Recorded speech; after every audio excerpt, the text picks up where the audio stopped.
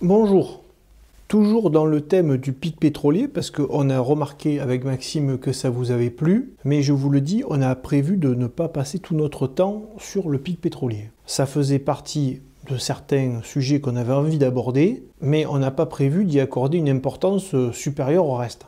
Donc on va discuter ensemble, en tant qu'échange, sur les solutions technologiques qui pourraient nous aider, qui pourraient carrément changer la donne, et donc qui pourraient nous éviter de subir le fatalisme du pic pétrolier. Alors on voit partout dans les réseaux des personnes qui crient en disant que le découplage c'est impossible, et en plus qu'aucune solution technologique ne va permettre de nous en sortir.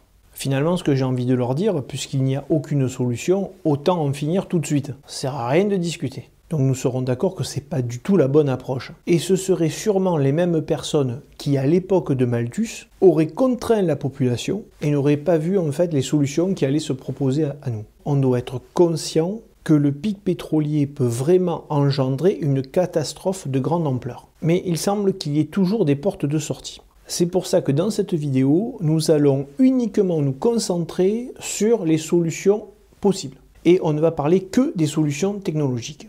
Je ferai volontiers une autre vidéo sur le découplage, c'est-à-dire ce sont des solutions qui, sans avancée majeure technologique, peuvent nous permettre de garder un niveau de vie équivalent à aujourd'hui, sans augmenter notre consommation d'énergie. Bon, mais ça c'est pour une autre vidéo. Alors, je vais commencer par un élément évolutionniste, vous savez que j'aime bien ça, pour expliquer pourquoi autant de personnes sont dans le catastrophisme. Donc, il faut le savoir, quand vous demandez aux gens quelle est leur perception de l'avenir, l'avenir est systématiquement vu plus sombre que le passé. Vous pouvez regarder dans toutes les études psychologiques sur ce sujet, où on demande aux gens d'évaluer leur vision de l'avenir par rapport à leur passé vécu. L'avenir sera toujours décrit, sera toujours vu comme quelque chose de plus sombre que le passé. Alors que vient faire l'évolution humaine là-dedans? En fait c'est très simple. Toutes les personnes qui envisageaient l'avenir comme radieux et sans aucun problème, toutes ces personnes qui avaient une confiance très grande dans l'avenir, n'ont pas pu prévenir les coups durs. Et donc finalement, se sont moins reproduits que les autres. Toutes ces personnes donc qui étaient très optimistes en l'avenir, ont moins transmis leurs gènes. Donc ceux qui ont survécu, ce sont ceux qui ont essayé de prévenir les catastrophes, essayé d'anticiper ce qui pouvait se passer, essayé de prévoir le maximum de configurations problématiques qui pouvaient arriver. Finalement, une vision plus sombre de l'avenir a permis de se sortir de beaucoup plus de situations. Bien plus facilement que si on se dit « il n'y a aucun problème en l'avenir ». Alors vous me direz « parfait, génial, on n'a qu'à avoir une vision très sombre de l'avenir, comme ça on est guéri de tout ». Alors bien évidemment non, tout est toujours une question de dosage. Si on voit l'avenir trop sombre, vraiment trop sombre, dans certains cas, c'est carrément le suicide. Mais sans parler de cas extrêmes comme cela, si on prend seulement exemple sur ce que l'on entend en fait tous les jours, les problèmes climatiques, les problèmes de société, bon, le pic pétrolier comme on en parle entre nous, on a carrément des gens qui nous disent qu'il ne faut plus faire d'enfants. Donc vous voyez que être trop noir, être trop sombre, finalement, ça conduit à moins transmettre ces gènes. Donc ce sont toujours les mêmes qui vont s'en sortir. Comme depuis des centaines de milliers d'années, ceux qui vont s'en sortir, ceux qui vont transmettre leurs gènes, ce sont ceux qui craignent l'avenir, mais pas trop. C'est-à-dire ce sont ceux qui vont suffisamment anticiper les problèmes, sans pour autant voir un mur infranchissable. Donc soyons un peu positifs, analysons nos manières de nous en sortir grâce à la technologie. Donc je rappelle qu'à l'époque de Malthus, j'ai fait une vidéo d'ailleurs là-dessus, il y avait des solutions qui sont apparues, qui ont contrefait ce qu'il avait imaginé. Et donc il est possible que nous soyons au pied d'une grande découverte qui va nous permettre de nous démêler de tous ces problèmes. Je parle climatique et pic pétrolier. J'ai listé 5 domaines de recherche qui peuvent, d'après moi, faire un endgame total. Alors d'ailleurs, c'est vraiment un endgame à tous les sens du terme. Ça peut aussi nous enguer comme ça peut nous sortir de tout, quoi. Mais bon, tout dépend de comment on va utiliser la technologie. Dites-moi en commentaire si vous pensez à d'autres domaines technologiques. Le but de la chaîne, c'est d'échanger et je pourrai les intégrer dans une prochaine vidéo. Donc, en premier, j'ai donné un des plus populaires actuellement, c'est l'intelligence artificielle. Alors l'IA peut encore bien évoluer, bien sûr, mais il est important de remarquer que nous sommes très loin des IA d'il y a une dizaine d'années. Il y a encore quelques années, les IA, c'était uniquement de la programmation. Et d'ailleurs, il y avait une blague qui circulait entre informaticiens à cette époque-là, qui disait « Ah, tu travailles dans l'intelligence artificielle, tu fais du if then else ». Donc finalement, c'était vraiment de la programmation qui était faite. Et je parle de cet exemple parce que quand j'entends Yves Cochet dans sa dernière conférence qui dit qu'on n'a rien à attendre de l'IA et qu'il s'appuie sur le fait qu'il ait enseigné l'IA dans les années 90, je le trouve sur ce sujet pas forcément trop documenté. L'IA d'aujourd'hui, c'est plus du tout pareil quand même, hein. Il faut savoir que dans certains domaines, l'IA ne fait pas que accumuler et restituer de la connaissance. Elle peut être créatrice de nouveaux concepts. J'ai un exemple qui me vient en tête, renseignez-vous sur le jeu de Go. Il y a une IA qui a inventé de nouvelles techniques pour jouer au Go, et ces techniques sont enseignées maintenant par les maîtres de Go. Donc l'IA s'est vraiment montrée intelligente. Et c'est pourquoi d'ailleurs en philosophie, on parle de dissocier intelligence et conscience. Car on a des IA qui font vraiment preuve d'intelligence, alors qu'elles ne sont pas conscientes. Enfin, normalement. En plus, l'IA, avec ses capacités d'accumulation de connaissances, peut maîtriser plusieurs disciplines.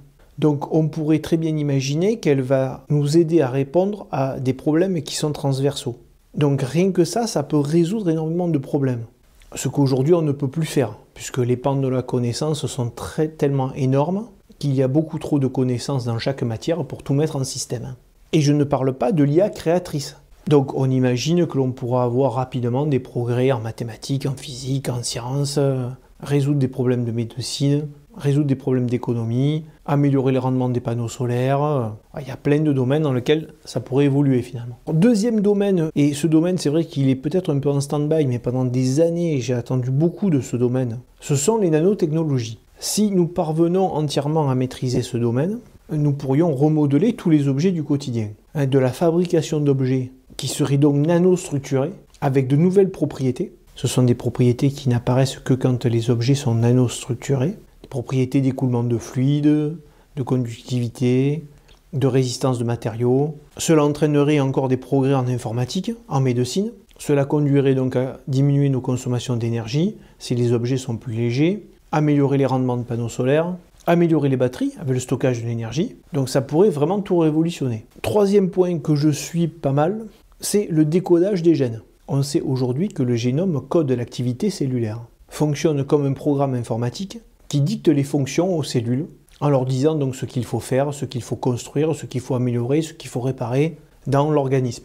Donc on imagine bien tous les champs possibles si on arrivait à décoder le génome. Que ce soit pour générer de la viande sans passer par l'élevage animal, guérir des maladies, stocker du CO2, optimiser l'alimentation, créer des biocarburants, donc programme médecine, mais aussi en informatique. On ferait donc de vrais réseaux de neurones. Donc finalement, les possibilités sont très grandes. Alors, en 4, j'ai pris l'ordinateur quantique. Alors, je l'ai mis dans le lot parce qu'à une époque, on y a vraiment cru. Puis on a vu assez vite des limites techniques. Mais bon, finalement, comme en IA. En IA, au début, il y avait de grands espoirs, puis ça s'est un peu estompé, et puis là, ça a vraiment rebondi, et il y a un gros emballement. Donc c'est possible que l'ordinateur quantique évolue rapidement dans quelques années. Alors ça va nous permettre de faire quoi? Ici, c'est la puissance de calcul qui sera intéressante, combinée aux propriétés de la mécanique quantique, qui devrait nous permettre de résoudre énormément de problèmes. Cela inclut bien évidemment des problèmes de cryptographie et le cassage du code Bitcoin, mais pas que. Donc si on arrive à maîtriser l'ordinateur quantique, on pourra progresser en sciences, résoudre par exemple des problèmes moléculaires, c'est-à-dire donc des progrès dans le médical, tester énormément de possibilités, donc grâce à la physique quantique, dans tout ce qui est modèle de calcul, améliorer nos modélisations financières, nos modélisations de logistique, en gestion d'énergie, mais aussi sûrement améliorer le rendement des panneaux solaires et faire de grands progrès dans les batteries. Et au final, améliorer aussi l'IA. Et pourquoi pas aussi aider à décoder le génome. Et donc vous voyez que toutes ces disciplines-là, elles peuvent s'aider les unes les autres. En 5, j'ai mis les centrales du type ITER. Ça aussi, ça va finir par aboutir.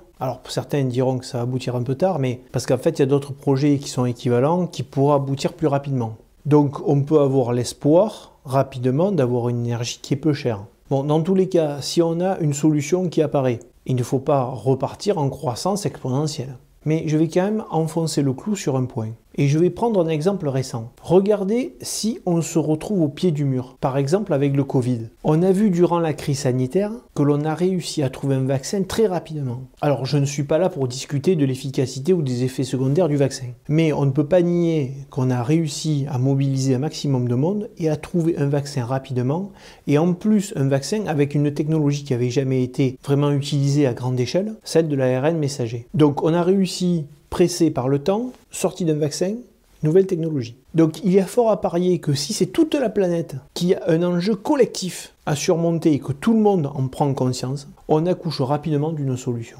Alors il peut y avoir aussi d'autres technologies qui vont apparaître l'année prochaine que l'on n'imagine pas aujourd'hui. Normalement, tous les domaines que j'ai cités sont déjà pas mal prometteurs. Alors, mais les pessimistes, eux, ce qu'ils vont vous dire, comme dirait Maxime, les collapsologues, vont vous dire que c'est trop tard, qu'il n'y a pas le temps. Ces technologies aboutiront peut-être, mais trop tard. C'est vrai, on peut penser facilement que tout va se jouer, comme d'habitude, dans un mouchoir de poche. Mais nous ne devons pas baisser les bras. Les vrais dangers sont derrière nous, durant les millions d'années d'évolution qu'il nous a fallu pour arriver ici. Merci et au revoir.